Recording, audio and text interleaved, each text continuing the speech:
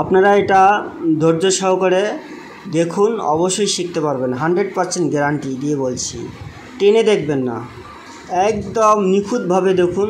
আর অপূর্ব সুস্বাদু, আমি সত্যিকারই বলছি।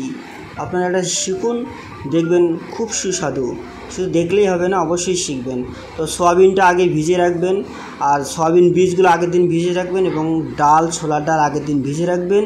আর সয়াবিনটা দেখুন এইভাবে মিক্সিং করবেন, দেখুন দানা দানা ভাব থাকবে। আর সয়াবিন বীজটাও এইভাবে হালকা মিক্সিং করবেন, আর ডালটা বেশি মিক্সিং করবেন। তাহলে আমরা এরপরে কর্নফ্লাওয়ার দিব। কর্নফ্লাওয়ারটা চেলে নিয়ে দিচ্ছি, পরিমাণে খুব কম, 100 গ্রাম কর্নফ্লাওয়ার, আর বেসনটা 100 গ্রাম পরিমাণে খুব দিচ্ছি। আর সয়াবিন রয়েছে এখানে 500 গ্রাম। তো এইভাবে দিয়ে এবার আমরা ড্রাই চিলি দিচ্ছি। কাঁচা লঙ্কা দিলে খুবই ভালো, আমাদের কাঁচা লঙ্কা ছিল না, তাই আমরা ড্রাই চিলি দিচ্ছি। আপনারা কাঁচা লঙ্কা দেবেন মিক্সিং করে। আর এতে দেবেন আপনারা আদা একটু দিয়ে একটু জিরার গুঁড়ো দেবেন। আর হিংটা মাস্ট লাগবেই, নাহলে নিরামিষ সবজি স্বাদ হবে না। আর এতে একটু লবণ পরিমাণ মতো দিয়ে একটা ভালো করে 5-10 মিনিট চটকে নেবেন। ভালো করে যত চটকাবেন অত ভালো। আমরা এটা আপনাদের কম টেনে দেখালাম, আপনারা এইভাবে করবেন।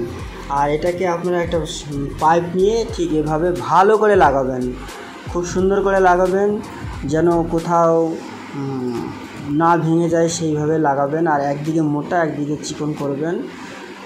এইভাবেই আপনারা করবেন, ঠিক এভাবেই করবেন, যেন কোথাও গর্ত বা ভাঙা না থাকে। আর এইভাবে চাপতে চাপতে ঠিক দেখবেন শক্ত হয়ে যাবে। তখন আপনারা আস্তে করে ধীরে সাস্তে পাইপটা বার করে নেবেন, খুব ধীরে কাজটা করতে হবে। দেখুন পাইপটা বার করে নেওয়ার পর আবার আমরা গরম জলে ভাপ দেবো।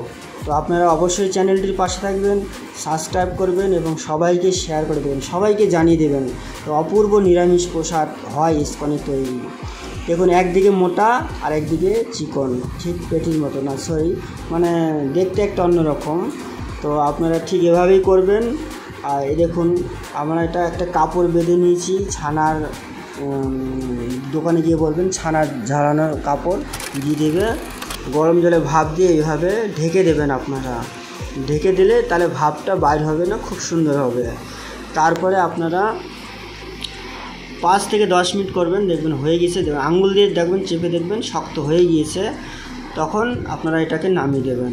তো নিখুঁতভাবে আপনাদের দেখিয়ে দেওয়া হলো, এটা ভুলবেন না অবশ্যই। গ্রেভিটা কীভাবে করা হয় সেটাও দেখিয়ে দেওয়া হবে।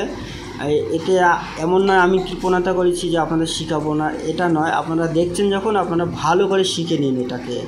দেখুন আমরা কিভাবে একটার পর একটা দিয়ে দিচ্ছি, আবার দিয়ে দিলাম। তো আপনারাও ঠিক এভাবে করবেন। আর অবশ্যই চ্যানেলটি সাবস্ক্রাইব করবেন, ভুলবেন না। আর এই একটু ঠান্ডা হয়ে গেলে সব পিস করে নেবেন, ঠিক এভাবেই পিস করা হয়ে গেলে তখন দেখুন এত পরিমাণে শক্ত হয়েছে, ভাঙছে না, এটা খুব সুন্দর শক্ত হয়েছে। আপনারাও ভয় পাবেন না, এটা নরম হবে না, ঠিক এইরকম শক্তই হবে। দেখুন কত সুন্দর হয়েছে। আর পরিশেষে সব কাটা হয়ে গেলে তেলে দেওয়া হবে একে একে। আর যখন তেলে ভাজা হয়ে যাবে দেখবেন কত সুন্দর সয়াবিন বীজের দানাগুলো আছে, সেটা মুখে বললে খুব সুন্দর লাগবে। আর সয়াবিনটাও হালকা মিক্সিং করবেন, সেই দানাগুলোও খেতে ভালো লাগবে, আঁশ লাগবে, খুব সুন্দর লাগবে। দেখুন সয়াবিনের বীজগুলো গোটা গোটা রয়েছে, আগের দিন ভিজিয়ে রাখবেন, সেটাকে ভালো করে চটকে নেবেন, তাহলে সব মাঝখানে সব ভেঙে যাবে। তো এবার ভালো করে তরকাটা দেখে নিন কীভাবে করতে হয়। গোটা সব গরম মশলা দিয়ে দেওয়া হলো, এরপরে আদা হিং দিয়ে দেওয়া হলো, ভালো করে কষিয়ে নিয়ে নেওয়া হলো কাজু পোস্ত দিয়ে। তারপর সমস্ত রকম সাম্বার মশলা, কাশ্মীর লাল মশলা দিয়ে, হলুদ দিয়ে, লবণ দিয়ে ভালো করে কষিয়ে নিয়ে আমরা এবার সমস্ত পিসগুলো ঢেলে দিচ্ছি। গরম মশলা আর একটু পরিমাণে বাটার দিয়ে নামিয়ে দিচ্ছি। এবার ভগবানকে ভোগ লাগাচ্ছি। তো আপনাদের অসংখ্য ধন্যবাদ।